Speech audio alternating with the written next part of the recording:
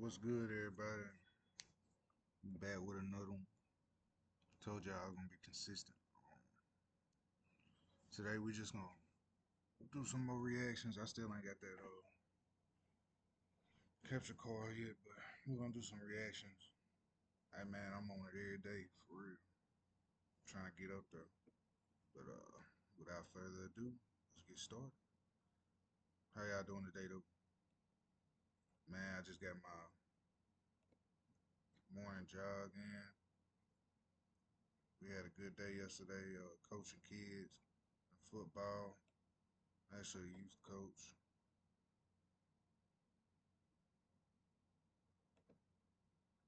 Man, I had a good time. Let's see what's going on YouTube.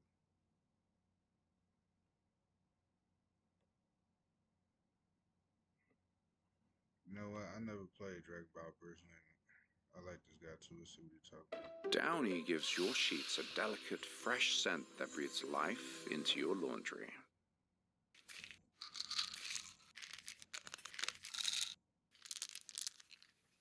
Come on.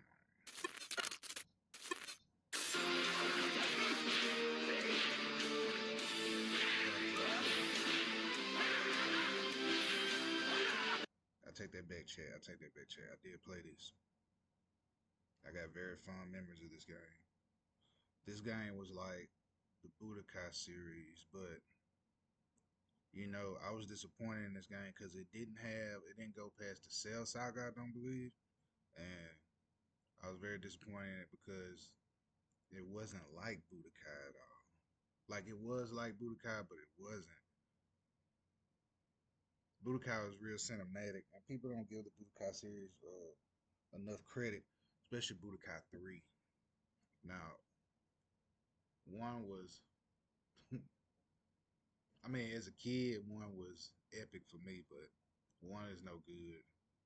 Budokai 2 is the extreme improvement to one, and Budokai 3 is just like,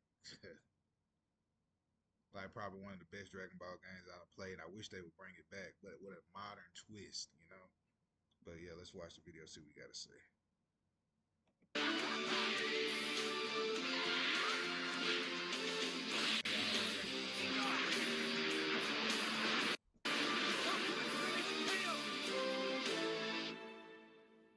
Welcome back to Retro Rebound. In today's video, I am picking up a multi-year mission after a little bit of a hiatus. Ladies and gentlemen, since the beginning of Retro Rebound, we've been playing Dragon Ball games here. Of course, the popular ones we've covered, Budokai, Budokai Tenkaichi, but there were some Dragon Ball games, as they were annualized at one point, that I missed out on. Some popular ones at that, and one of them is right here behind me in Dragon Ball Z Burst Limit. Never really got to this one. Some people describe it to me as Budokai 4. Other people describe it to me as Budokai 1 Remake. That had me really excited. I would kill for a Tekken-style Dragon Ball game nowadays, especially after we got Dragon Ball FighterZ. We need to one-up it somehow. We need a deep, rich, competitive DBZ game, and I feel like that's the key to the castle.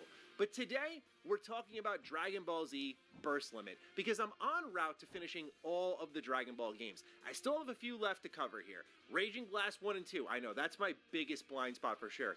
I never played Evolution. I gotta, for science, you know. Advanced Adventure, Supersonic Warrior on the GBA, only a few remain alongside Revenge of King Piccolo. So we're getting there. We almost have every single one done, and I thought I'd pick that mission back up. Why is that? I beat 100 lines.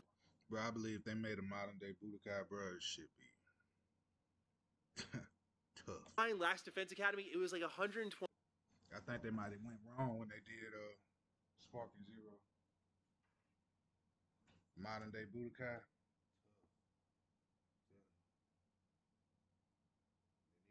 They need to listen to you, boy. 20 hours long. I need some quick games under my belt, y'all. Like, I want to have that feeling I got with this one. Sat down one sitting. That was fun. Done. Feels great. The game itself, you know, pretty solid. Got some thoughts, but let's go through my first time playing Dragon Ball Z Burst Limit. If you're new here and you're into nostalgic or retrospective content, you're in the right place. Consider subscribing. Let's talk some Dragon Ball. So, what is DBZ Burst Limit? It is a Budokai-style fighting game that has the Cell Saga, it has the Frieza Saga, it has the Saiyan Saga. Yeah, we're already off to a little bit of a rough start. I was surprised at how thin this game was. You see, the reason I missed so many games growing up is because I didn't have a lot of money. And so when I bought a game, it needed to last me a while. That's why I love games like Budokai 2 and Budokai Tenkaichi 2, because I could play them endlessly. There was so much content, so much leveling up to do, so many board games to play. It was beautiful. So I really got lucky because I'm such a DBZ fanboy that I kind of just missed out on this one, because I would have been so sore if I played this when I was younger, like by one purchase for 3 months, and it's DBZ Burst Limit, which I could beat like that. And also, they include some what-if stories we'll talk about once you finish the 3 main sagas, but that adds maybe an hour of content if you're lucky. Overall, you're left with just the Z Chronicles mode, a survival mode, some versus battles, online play. It's a pretty thin Dragon Ball game. So what does it do right? For starters, this game visually has aged tremendously. I'd say it's right there next to Ultimate Tenkaichi. We know how I feel about Ultimate Tenkaichi. Oh boy. So, yeah, it definitely does not fall in that camp of just looking good and only looking good, because I think Burst Limit is fun to play. It's classic Dragon Ball. Very simple combos, 3D arenas. The actual environments themselves look great. There were some shots in this game, the way they use lighting and color grading together made for some epic fights. Like when you go up in the sky, I honestly don't know if there's a Dragon Ball I get more excited to go fight up in the clouds in than Burst Limit. It looks so good, but it doesn't sacrifice just that simple yet fun fighting that you know a Dragon Ball game for to achieve these looks. Yes, I'm still talking shit about Ultimate Tenkaichi. Like, rock, paper, scissors? Really? Like, I'll never get over that. So, yeah, when it comes to Dragon Ball Z Burst Limit, it looks really good. Character models, environments, animations, they all look great. It feels like a Budokai game except for 360 and PS3, and I am all about that. The main mode in this game is Z Chronicles. So when you're going through the Z Chronicles, it's a classic fighting game, something I miss nowadays, which is... It does feel like a same old phone? Nah.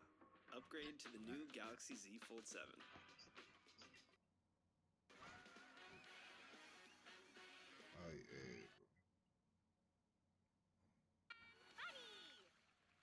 You do remember me.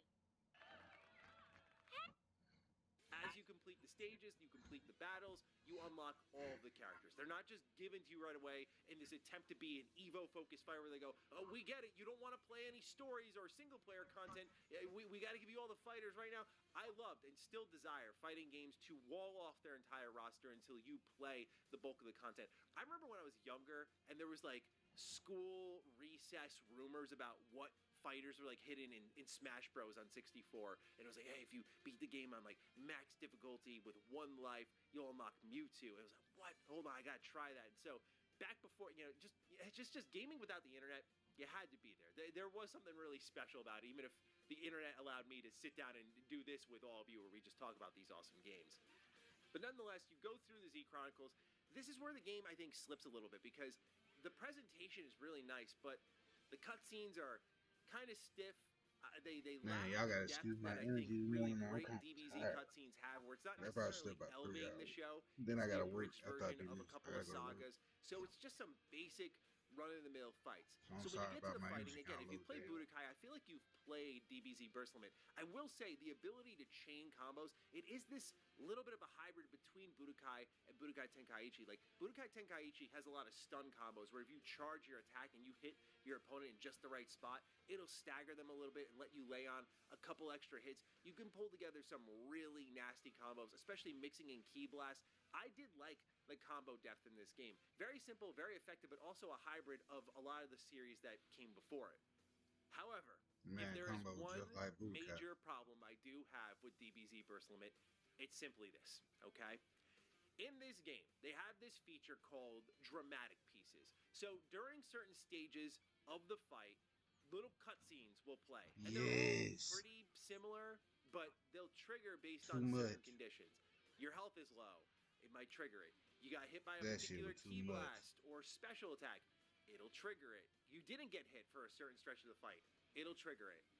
The problem is not the existence of this feature at all. It's designed to make these fights feel more cinematic. As you're punching through your enemies, it'll stop, show a brief cutscene, like 2 seconds, 3 seconds long, and then cut back to the action.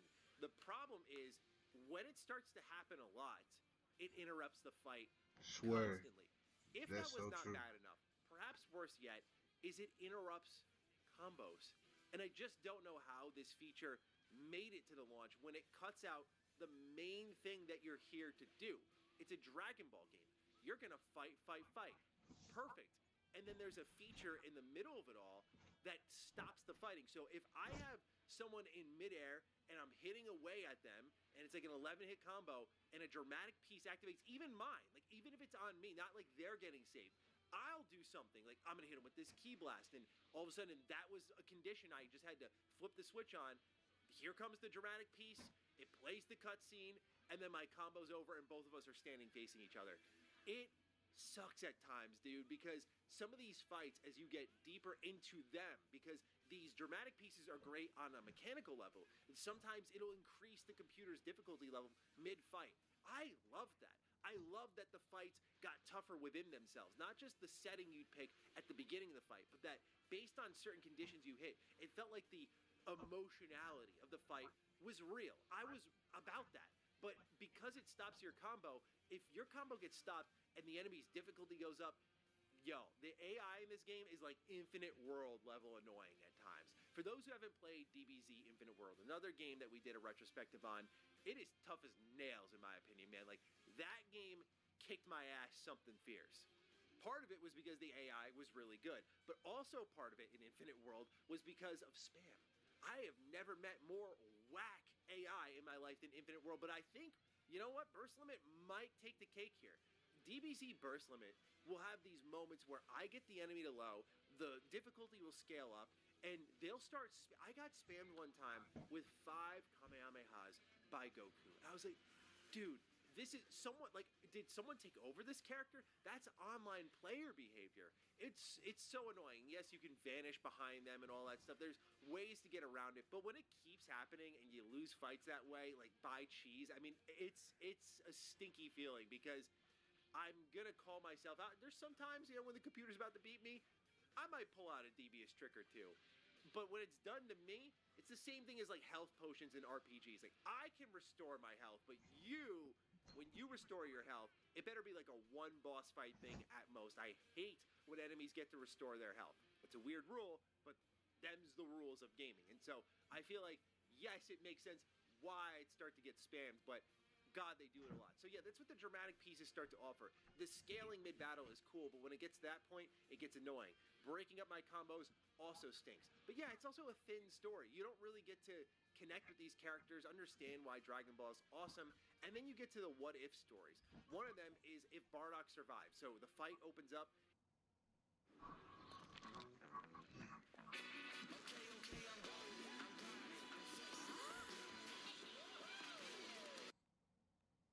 The union of fruity sweet gum. You're beating up Frieza, and from there, you're going to fight all of the Z fighters. Like, you're going to beat up Krillin a little bit, you're going to fight Goku at the end. It's going to be this cool father-son fight. Then you play as Broly. I used to like hunting the down game. all of the warriors on Earth. And so you're just beating the snot out of, again, the Z Warriors. And the final fight of the game is against Goku. Now, after you beat this game and the credits roll, there's a teaser for what I think was a sequel, because you win. Like, the final fight is you beating up Goku and leaving him pretty much dead on the floor. And so after that, as the credits are about to roll, Goku gets up and gets into Super Saiyan 2 form, and then the game ends and the credits roll. So they were planning to do more with Burst Limit, which I found to be interesting, because if you were to tell me, yeah, the game was incomplete, I'd believe you, because it feels that way, especially when you're cliffhanging a We know DBZ the game. game. Especially in a what-if scenario.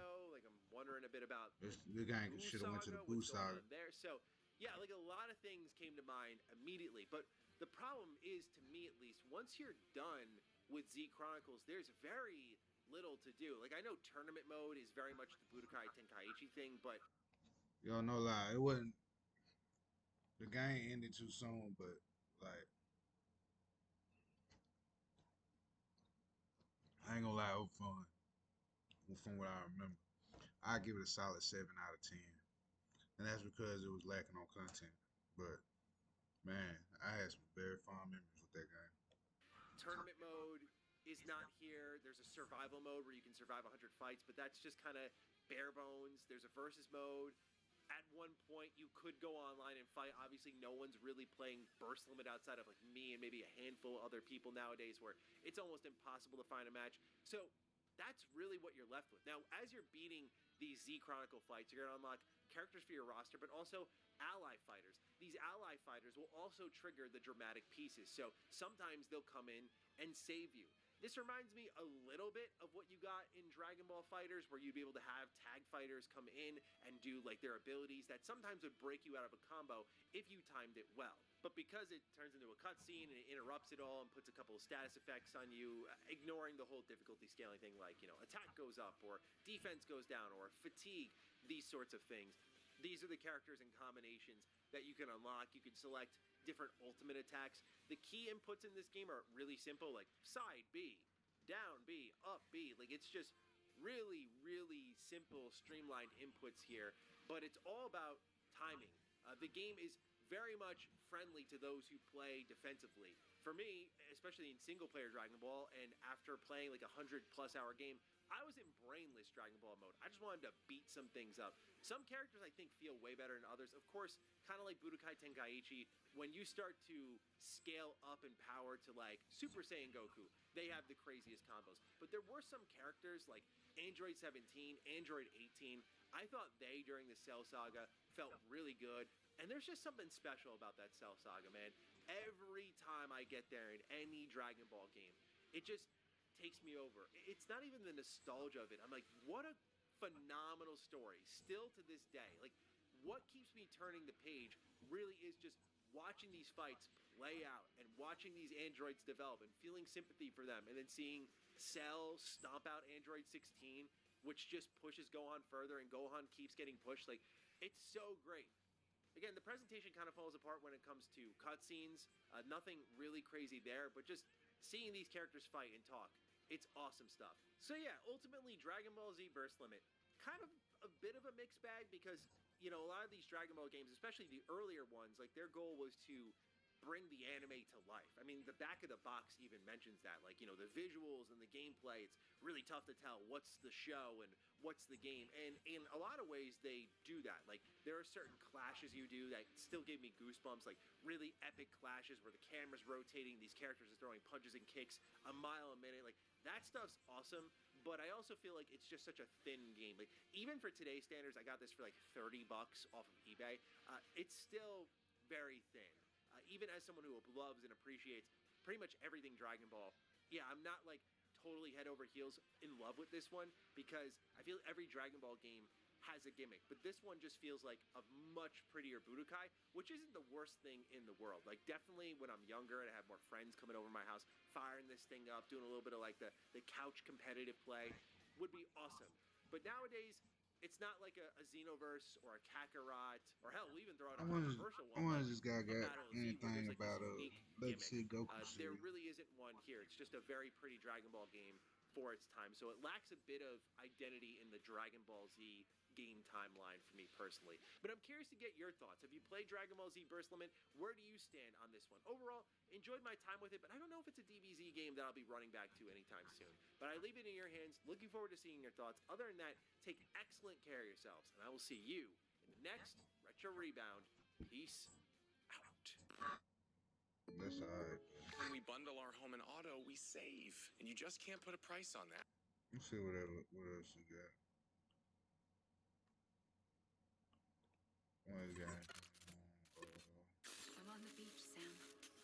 Our beach. The one where I was born. Goku. Come and find me. Let's see.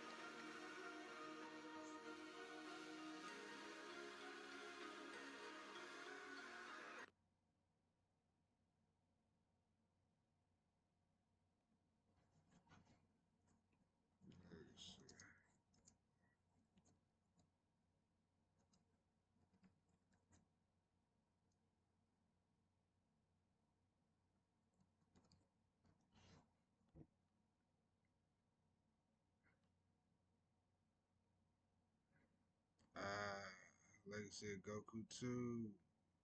Now, Legacy of Goku, trash. Okay, that I wouldn't say trash. It's nostalgic, but that was the first single player Dragon Ball game I played. Now,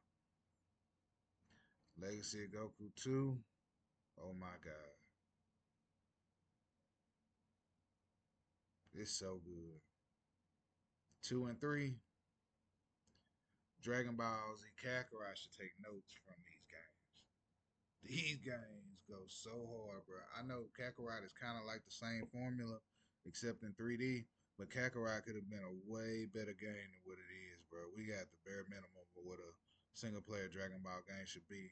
Legacy of Goku 2 and 3, they had like little, man, like they had like little side missions and stuff like that. Stuff you could like level up and discover. Like, bro, like y'all Hey, just I'm don't know. just If y'all never enjoying my played it, y'all Nintendo missed out. 64. I don't have a thing to worry about. There's no cyber And if hackers, y'all whatever so that dense is, and or y'all this think internet thingamajiggy. That's like if y'all so dense and y'all be like, man, look how the game look, whatever, man, y'all are crazy, bro. I probably play that to this day. No cap. I play it to this day. connected to my house. I'm completely detached from humanity. Matter of fact, y'all let me know in the comments. Let me know if y'all want to see me do a stream while I play through the Legacy of Goku 2 and 3. I play through them. Well, that is where you're wrong, kid. Who are you? It is I, Mr. 2022, and I'm here to harass your router. I think I need a VPN. A virtual private network keeps you safe and private by covering up like a All mask right, for come on, to bro. connect to a Canadian had when I talked about Legacy of Goku 1, right? When I talked about it in that video that we uploaded recently, it was there I said, I love the whole series. My excitement was generalized. A crucial error indeed, as I quickly learned when firing up Log 1, oh my, it is not the game I thought it was. It was Legacy of Goku 2. That was the true GOAT. Man, So, it only what? felt right that we had to follow up that video and Okay. talk about, is Legacy of Goku 2 really Dang, that goated. good? We're going to flip the script a little bit. I It's know that our new good. series is it really that bad? And trust me, there's a laundry list of bad games or potentially bad games that I want to give a second chance to. But we need to flip the script for this video and talk about a Game Boy Advance game that I happen to have complete in box right here. Look at the holographic. Look at that. Try not to blind yourself on that one.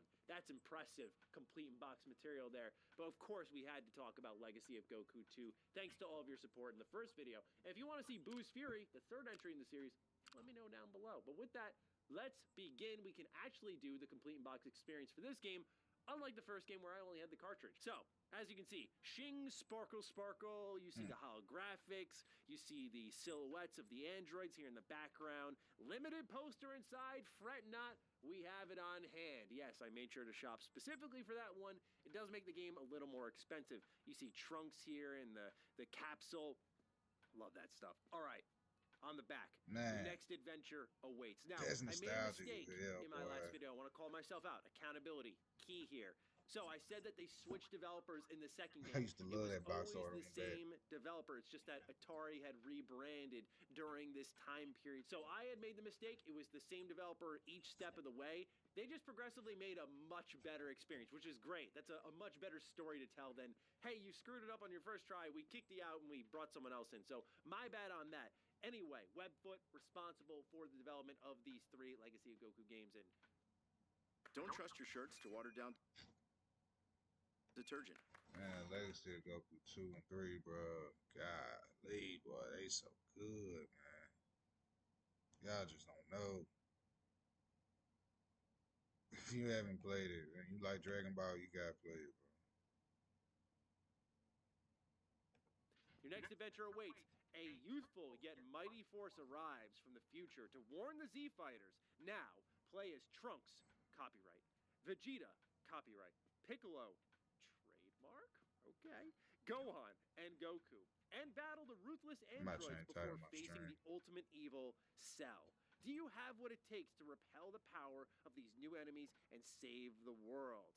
play as Trunks, Vegeta, Piccolo, Gohan, and Goku advance from the Trunks saga through the Cell games and explore more than 10 massive game maps.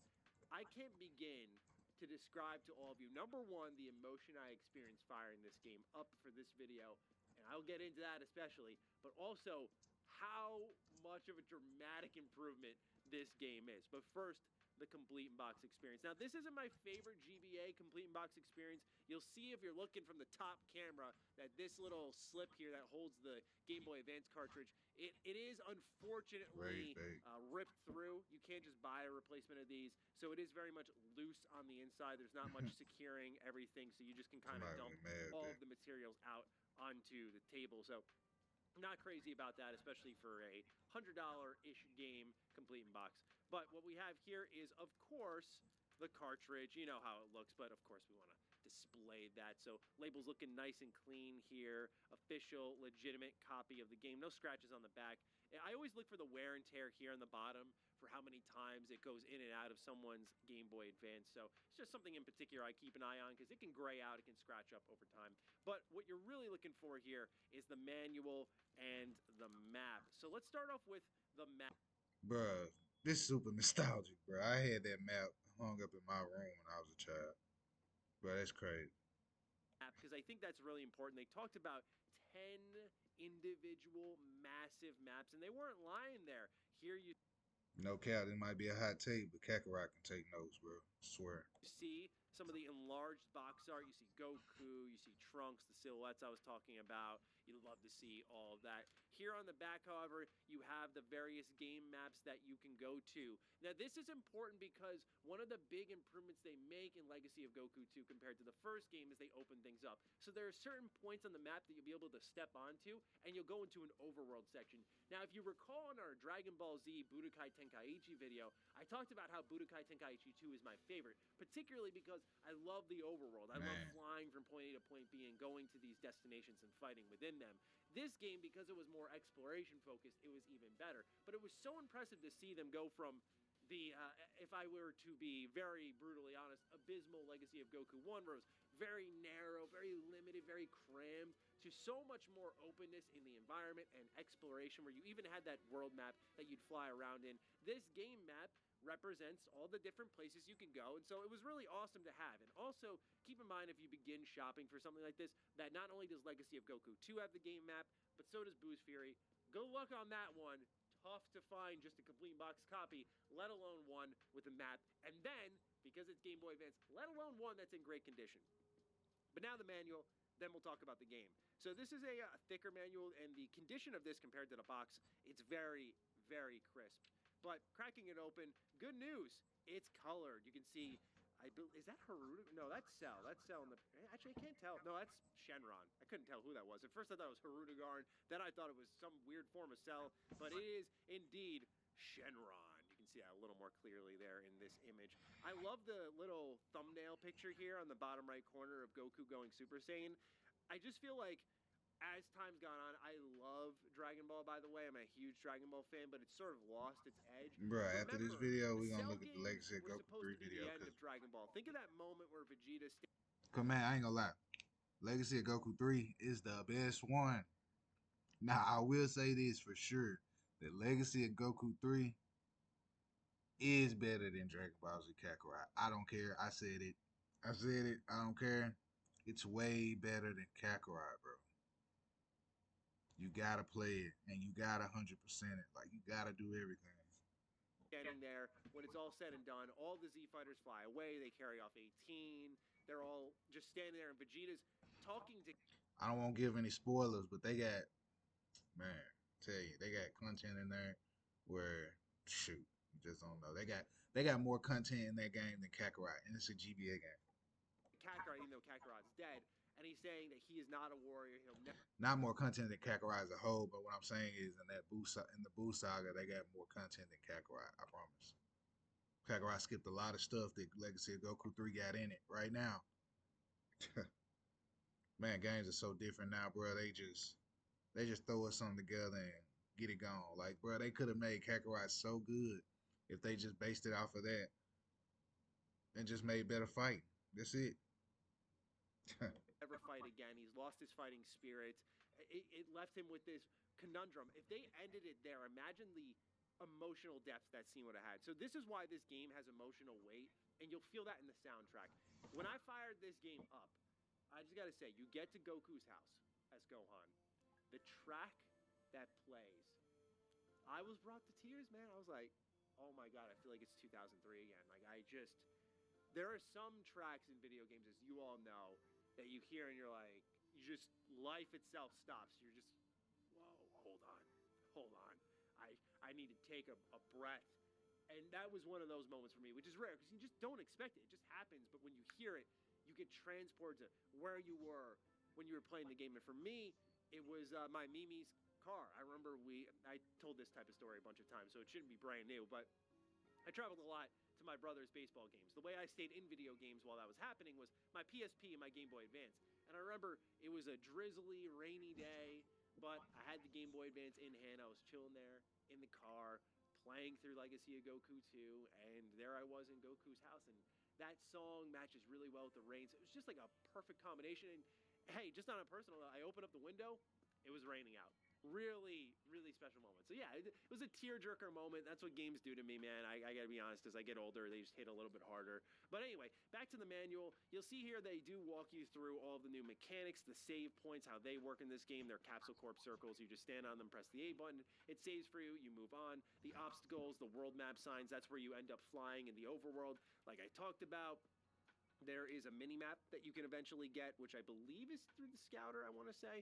But there's also a new character screen, much improved from the previous game. You can see combat. We'll talk about that and how that's improved. Everything's improved here. The portraits even, you can see the ones that they use inside Legacy of Goku 2. There is one portrait that I didn't like, and you can see it right here. What happened to my man Goku? What happened to him? Why does he look like that? There's no shadows or definition to his face. He looks like Goku but Frieza. It's, I don't know, a little creepy. But anyway, that's all that comes in a complete in-box copy of Legacy of Goku 2. You know me, I always love to take my time showing off the Game Boy Advance games. They're a little more expensive. They're a little more special to me, so I want to make sure I give them the shake that they deserve. But now that that's all done, take 40% off fall florals at Hobby Lobby. Ads. I need to start off with the same exact touch point I did in Legacy of Goku 1, which is exploration.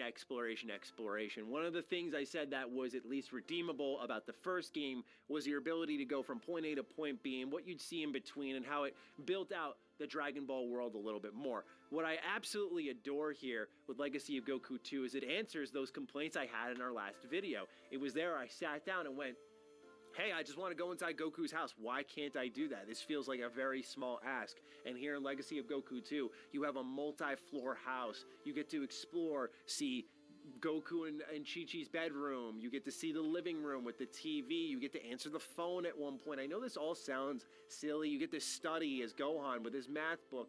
It all sounds silly, but it humanizes these characters. And as Dragon Ball has grown, and I'm happy to see it grow, it's become more of just like this, just throwing fights. It's all about cool fights. I think we're so quick to forget about the character-defining moments, the humanizing moments.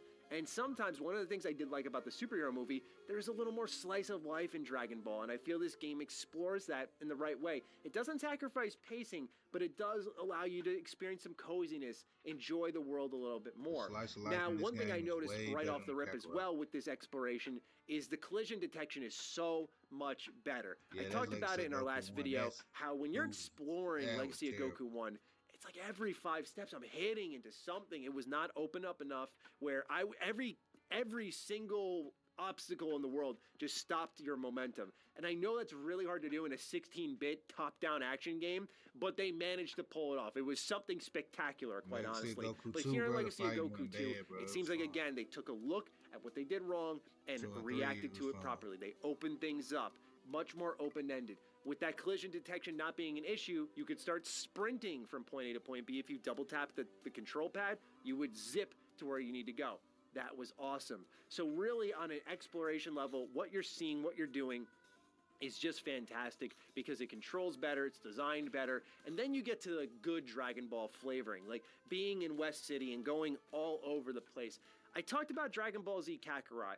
It is an excellent Dragon Ball game in so many ways. I feel it takes Z's biggest moments and manages to redefine them, animate them in a way that we would hope to see in today's technology. But what I love perhaps more in Legacy of Goku 2 than Kakarot is that Kakarot lets you say go to West City, but you're just there. You don't do anything there. You're literally just there. Legacy There's of no Goku, interaction like, you whatsoever. there. You're in the city. It's That is cool. so It's next much. gen, awesome, but there's no touching, interacting, So much to do. communicating, questing, none of that stuff.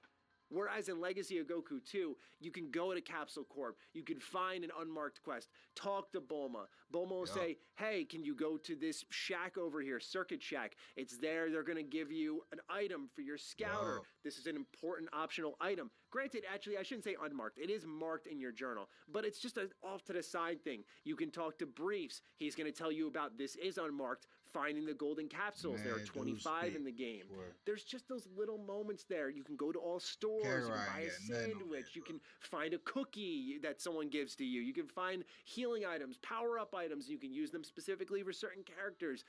There's just something about that level of interaction that, as a diehard Dragon Ball fan, speaks so profoundly to me. Just let me talk to people and do quests Bro, with you people, could tell and on I will be Legacy of very Goku, happy they this cared, game bro. Like, answers that.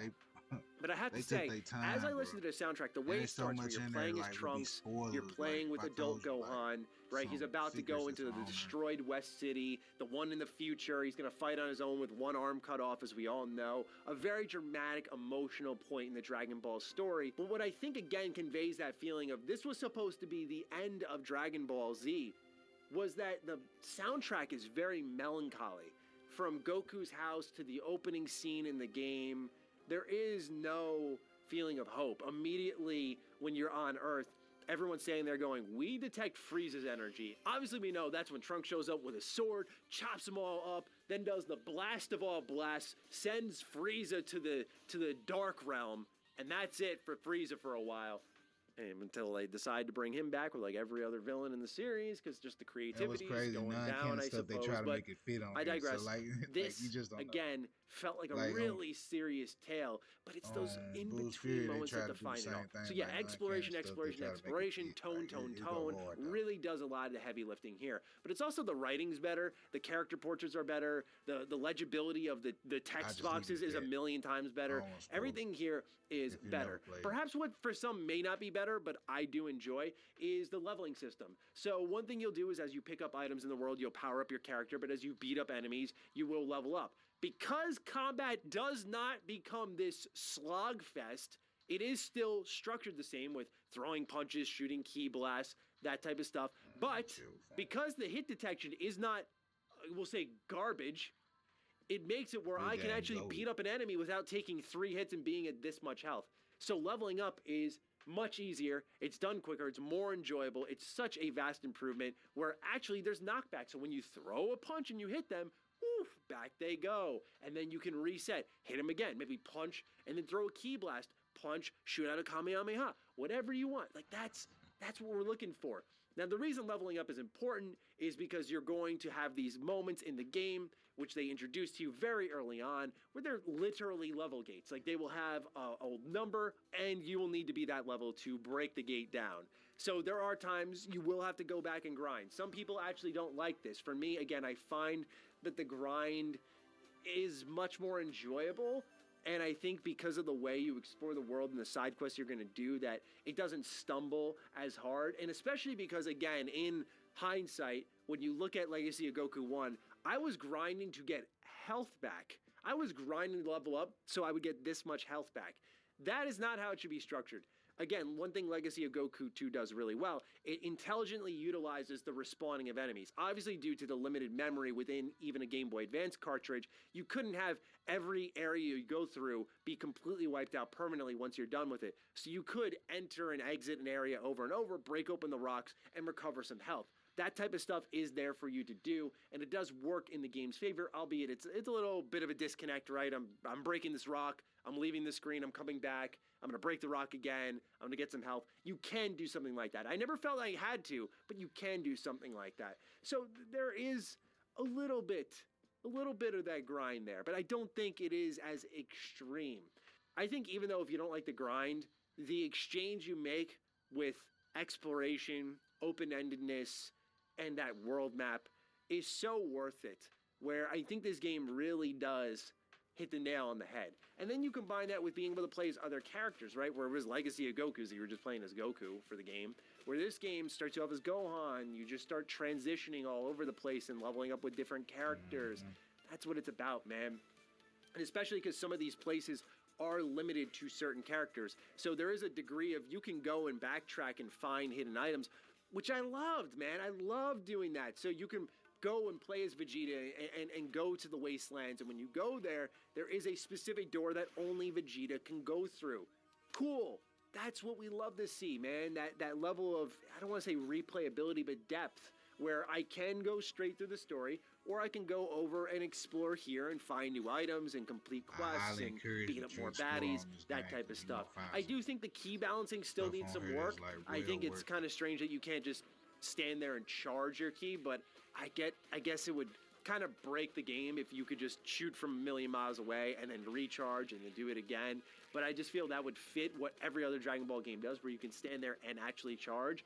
I think it makes the ki blast feel like this gun that you have has limited ammo, when that's not really how it works.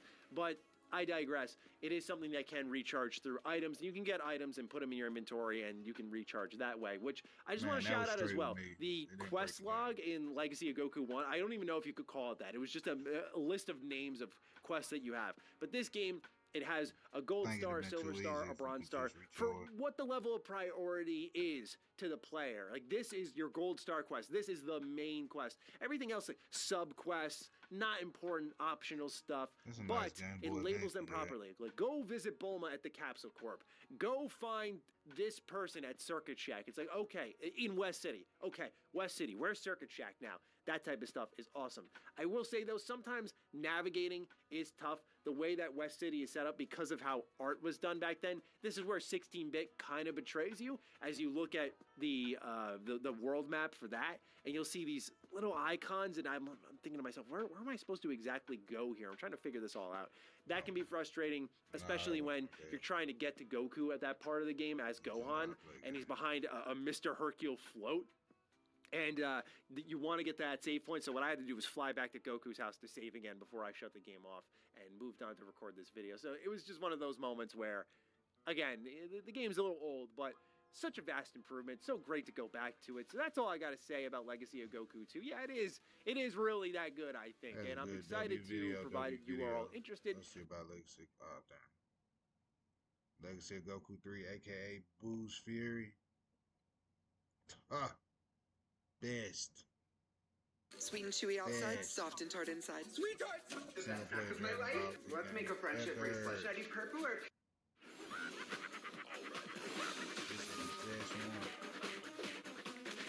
Look, it's probably the last reaction I'm gonna do when I head out. Alright.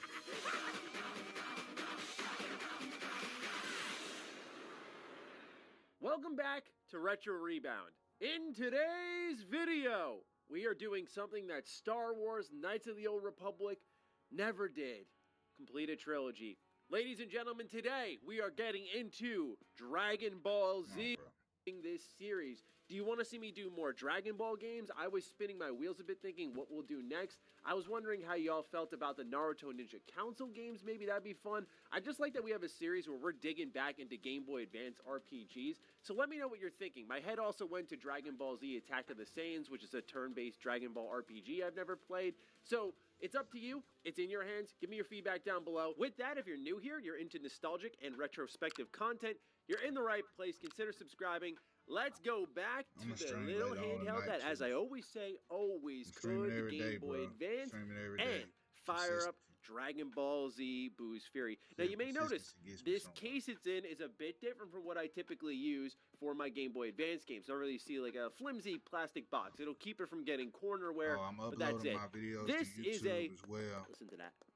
You hear Go that? support my That's YouTube an page. acrylic case, baby. Yes. So this game is mighty expensive. I got an Make sure my extremely YouTube good page, deal yeah. on what is a perfect condition copy of Buus Fury, but this is upwards to 150, probably pushing 200 if you're getting really lucky with everything like I did, but I got it for an insane deal. So here we have the complete box experience. As you'll see at the top, you have the Buus Fury banner. You slide off here the acrylic case opener, and then we're just going to gently slide this out, if it will cooperate with me, that is.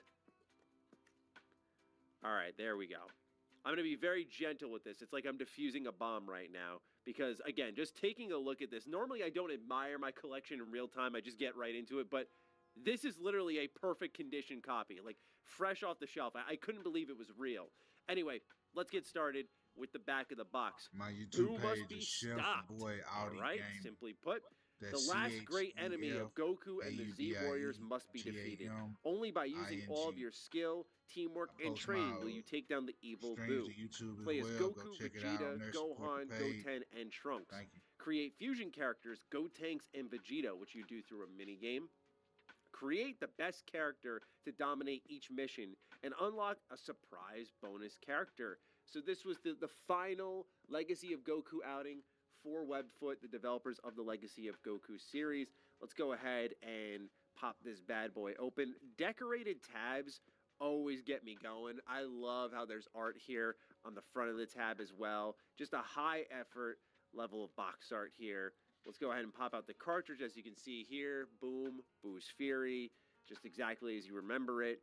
Now let's get into some of the manuals and even, yes, a game map again. So if you watch the Legacy of Goku 2 video, you'll know that there was a game map that copy came with, and it is specific to that game's world. As you'll see here, it's roughly the same map, but this time it's Buus Fury. And it'll have here little icons on where you can go and what's there. East District 439, that's where Goku lives, where the World Tournament, is, where Capsule Corp is, where West City is, where Kami's Lookout is. Again, this particular game, it was really helpful for when you go around the world map, there aren't any icons. So actually having this was pretty nice. On the back, just like they did with Legacy of Goku 2, you have the poster here, which is this time the box art for Buus Fury. So really cool stuff there. This is typically the toughest part of the complete box experience to find, especially in good condition.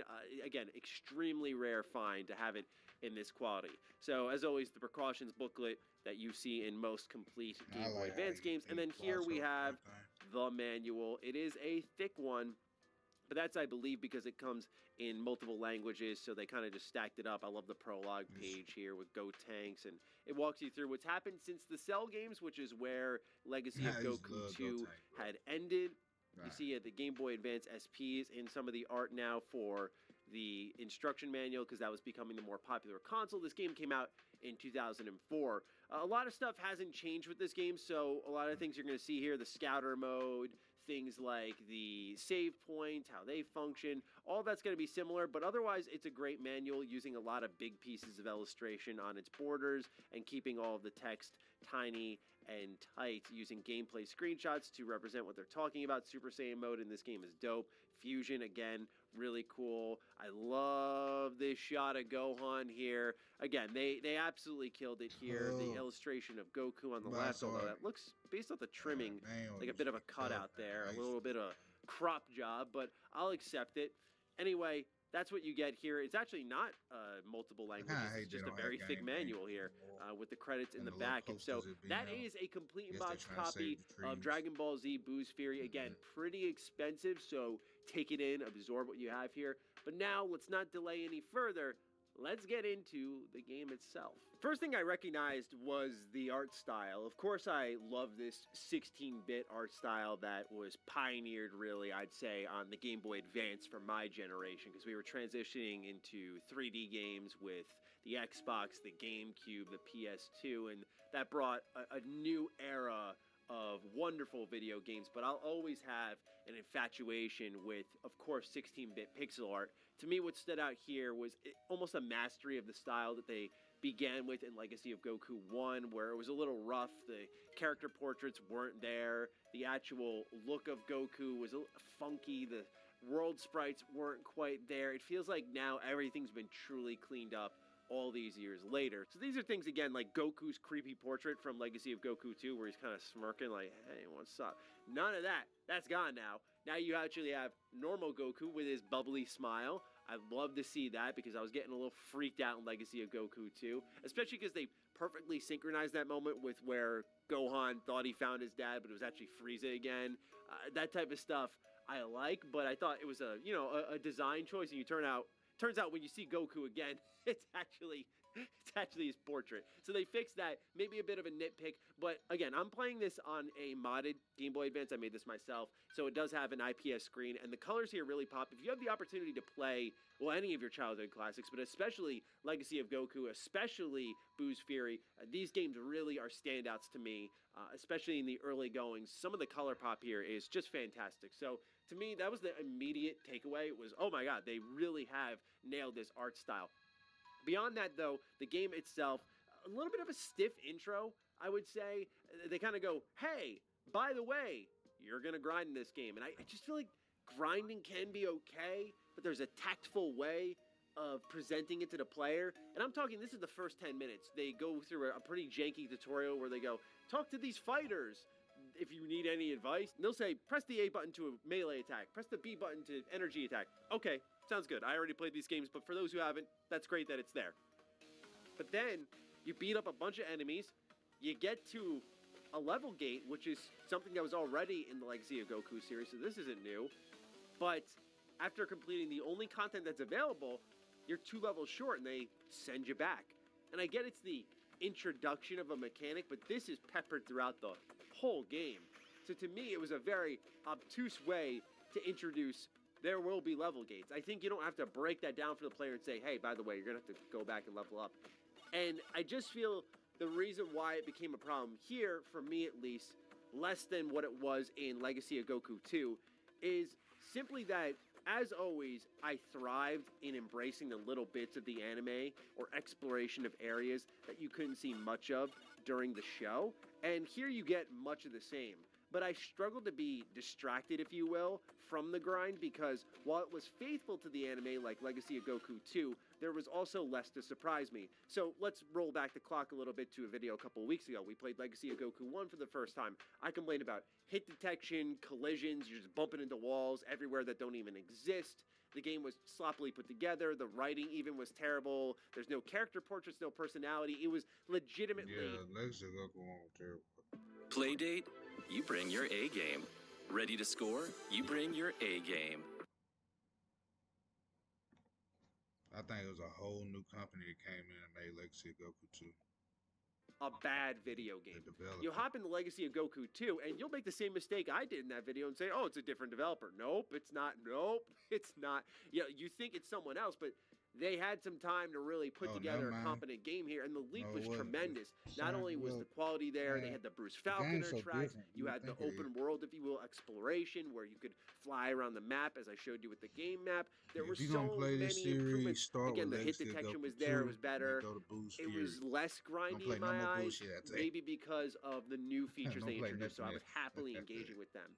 With Buus Fury, it's definitely a situation of more of the same, and depending on who you ask, that could or could not be a problem, which we'll talk about with the review scheme for this game, which, as I was doing some research on it, I was a bit perplexed about that. But overall, they do pad out certain stretches of the show, which you'd expect. That's where I think these games genuinely thrive, is taking those little bits and really stretching them out and making it not feel forced. It is what gives this series personality, I feel. However, it seems like they internally recognize that when you go through the Dragon Ball hunt during the Buu arc, right? And this is kind of cool because you're going to go through a bunch of dungeons as like Goten and Trunks, and that's awesome. But it seems like then they understood, okay, this probably isn't the wisest way to pad things out. So here comes Fusion Reborn. And they basically use that as side content. So the game is split up into 12 chapters, but one of them is dedicated to Janemba. And that was awesome to see because why not, right? You have so many ways to explore the universe, and the movie content was something that I know Raging Blast really sunk its teeth into. Of course, we were many years removed from that, so this was a perfect chance for them to do that, and I wish it was there, like a little bit more compared to what they did with the Dragon Ball arc. But then again, doing some dungeon crawling in this game was kind of nice. Did it include a puzzle or two I wasn't a fan of? Yeah, there's a lot of puzzles in this game, by the way.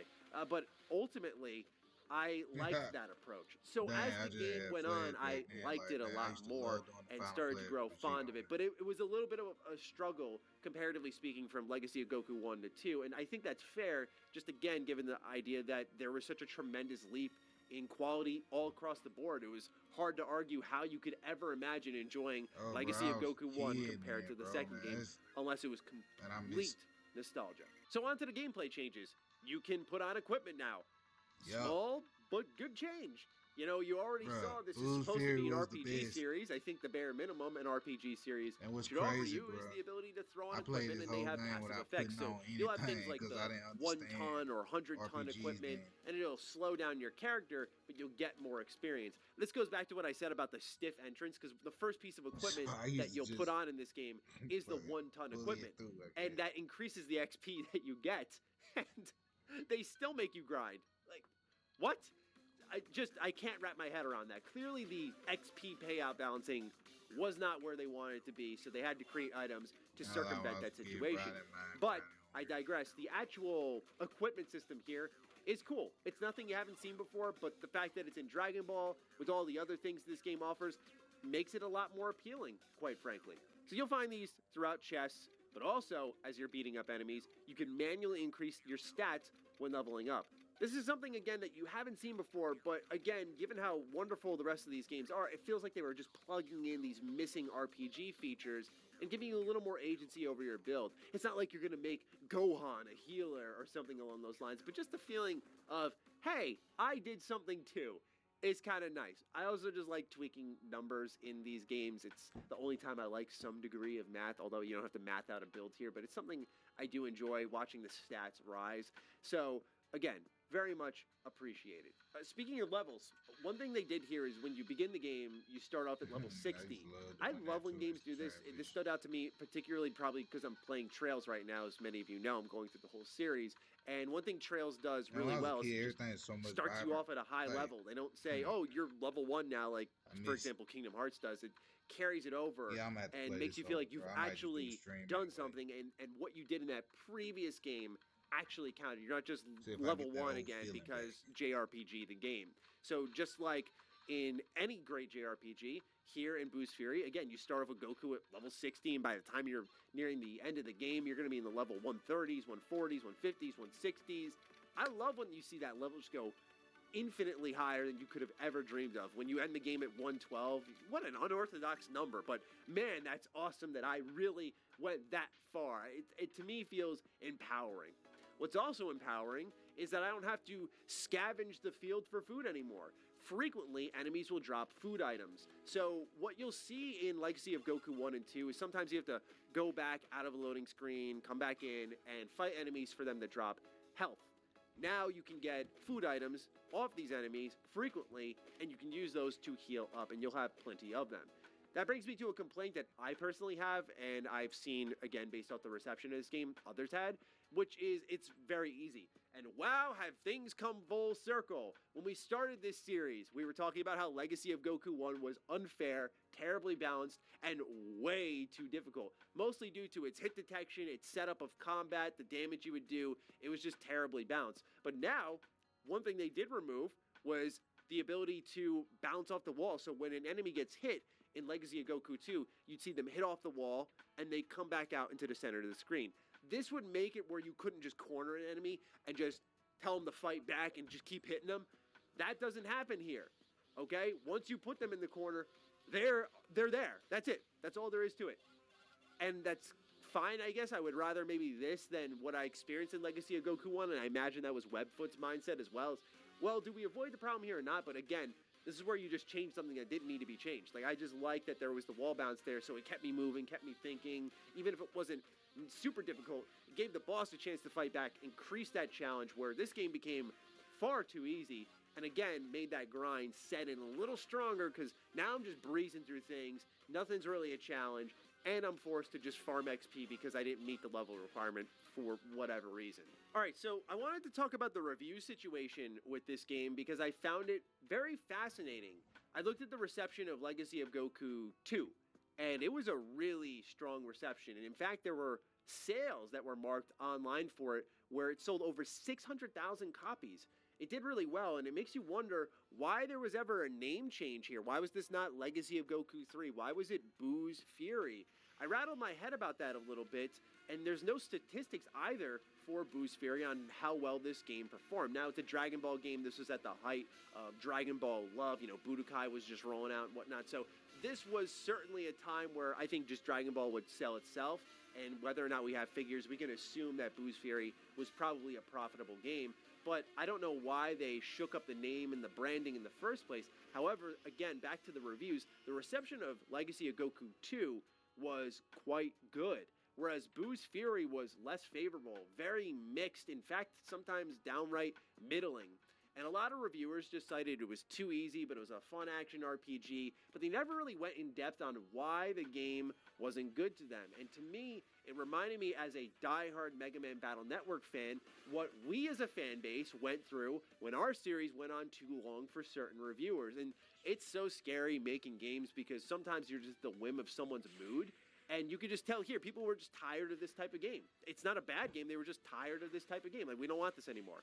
And so they just gave the game middling scores, even though Buus Fury isn't a bad game. It isn't a middling game, in my opinion. It's a good game, building upon the framework that was established in Legacy of Goku 2.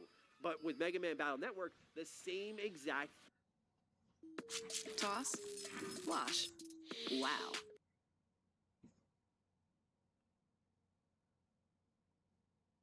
Got to Mega Man Battle Network 3, they went, okay, that's it, right? No, there's more.